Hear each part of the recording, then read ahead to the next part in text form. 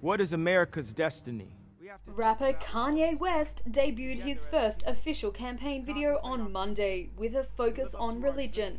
His video featured families in prayer together and a series of nature shots. By turning to faith, we will be the kind of nation, the kind of people God intends us to be. As it turns out, former presidential candidate Kanye West isn't so much of a free thinker as many would have thought. Rather, his 2020 presidential campaign was reportedly run by GOP elites who may have violated federal election laws.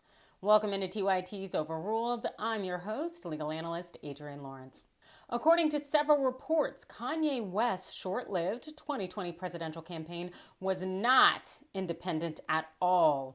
Well, the rapper/producer's third-party race, it was reportedly receiving millions of dollars in services from a secret network of Republican operatives. That counters initial reports that West himself invested over $5 million in launching his presidential campaign. As we know, it was being supplemented. It was never entirely clear whether West was actually trying to win the presidency or whether he may have been having some kind of episode, though. And at his first campaign rally, well, the 44-year-old would rant statements like this. My stance is not to make abortion illegal at all. And this. Well, Harriet Tubman never actually freed the slaves. She just had the slaves go work for other white people. Now, we know that the former Mr. Kardashian was not acting alone or independent. There were a slew of GOP aristocrats really advising him, as well as a managing partner of one of the nation's top conservative political law firms, Holtzman Vogel.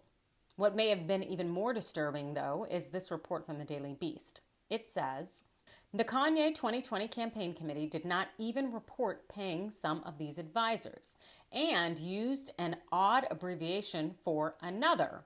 Moves, which campaign finance experts say appear designed to mask the association between known GOP operatives and the campaign and could constitute a violation of federal laws. We can probably suspect that the Kanye campaign was likely an effort by the GOP to lure black voters away from Joe Biden, as though black people are simply lured away by another black person, regardless of whether the candidate is actually qualified. But whatevs, let's talk law. While we don't have the documents that Kanye's campaign filed, what we do have is some intel from the Daily Beast when they referred to the filings as raising red flags. If that's accurate, well, I can tell you that the campaign finance laws are kind of a big deal. Well, before joining TYT, I represented members of Congress on the Hill and other candidates dealing with campaign violation, accusations, issues, and whatnot. And what I can say is that campaign finance violations tend to be pretty heavily enforced, but if we assume that West was working for Trump, directly or indirectly, we don't really know whether West will actually be subject to the same scrutiny as others have been when it comes to campaign finance violations, especially given how often Trump has gotten a pass himself. As well, there's a good chance that West may not have been fully informed necessarily about this secret covert GOP operation.